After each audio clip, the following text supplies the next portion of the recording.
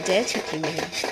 हर साल कार्तिक मास के शुक्ल पक्ष को षष्ठी तिथि को छठ पूजा का आयोजन किया जाता है।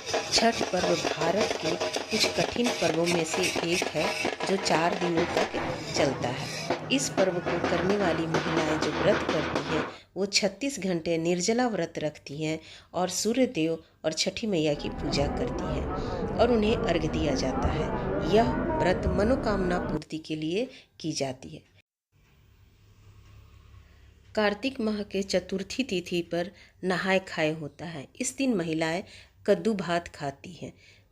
व्रत करने वाली महिलाएं कद्दू का सब्जी, चने का दाल, अरवा चावल का भात और भी सीजनल सब्जियां आप बना सकते हैं और ये व्रत करने वाली महिलाएं इस दिन ग्रहण करती हैं।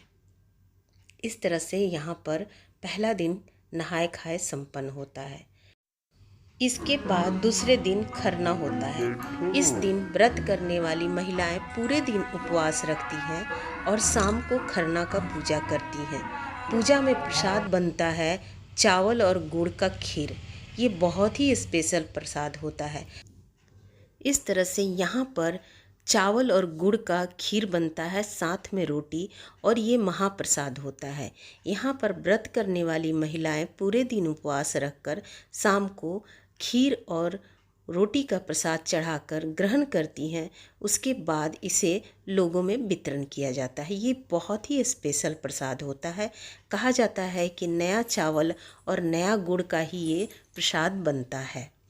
इस तरह से यहाँ पर खरना की पूजा संपन्न होती है।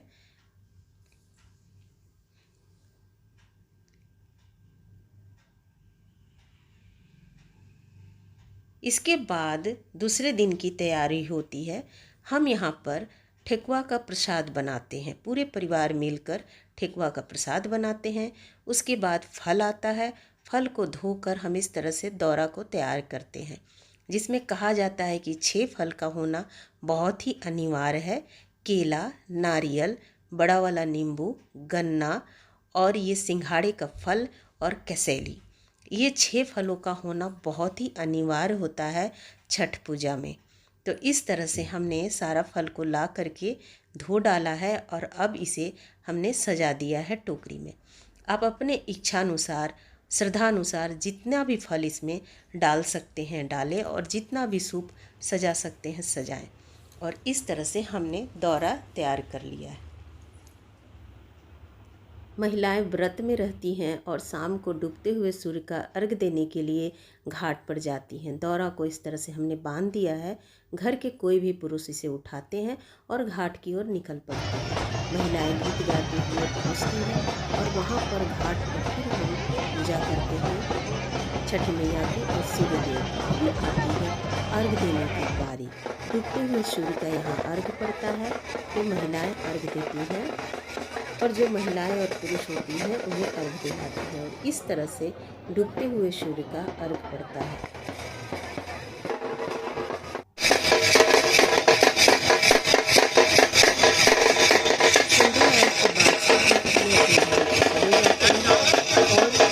फिर वापस दूसरे दिन प्रातः अर्घ्य के लिए यानी उगते हुए सूर्य को अर्घ्य देने के लिए हम फिर आते हैं सुबह। जितनी जल्दी आप आ सके, सूर्योदय होने से पहले ही हमें घाट पर पहुंचना होता है। इस तरह से हम घाट पर पहुंच जाते हैं, पूजा करते हैं, उसके बाद सूर्योदय का इंतजार करते हैं। जैसे ही सूर्योदय होता है, व्रत करने वाली महिलाएं अर्घ्य देने लग जाती हैं और सारे पुरुष और महिलाएं उन्हें अर्घ्य दिलाते हैं।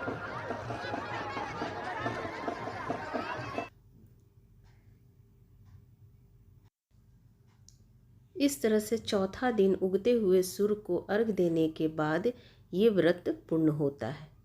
महिलाएं उगते हुए सूर्य को अर्घ्य देती है और अपनी मनोकामना पूर्ति की कामना करती हैं छठ मैया से। सारे लोग जो भी वहाँ उपस्थित होते हैं सबकी मंगल की कामना करती हैं और छठ मैया सबकी इच्छाएं पूर्ण करें, यही कामना है हमारी। और इस तरह से यहाँ पर छठ व्रत पूर्ण होता है। अर्घ्य देने के बाद यहाँ पर अब करते हैं हवन। हवन और आरती होने के बाद प्रसाद वितरण होता है। इस तरह से व्रत करने वाली महिलाएं टीका लगाती हैं, आशीर्वाद देती हैं और साथ में प्रसाद वितरण करती हैं। इस तरह से ये 4 दिनों का महापर्व यहाँ पर समाप्त होता है। जय छठी मैया, सबके घरों में खुशियाँ बनी रहे। तो यदि वीडियो अच्छी लग रही है तो प्लीज़ लाइक कर लीजिएगा। चैनल पर पहली बार है तो नीलम सिंह चैनल को ज़रूर सब्सक्राइब करिएगा। जय छठी मैया।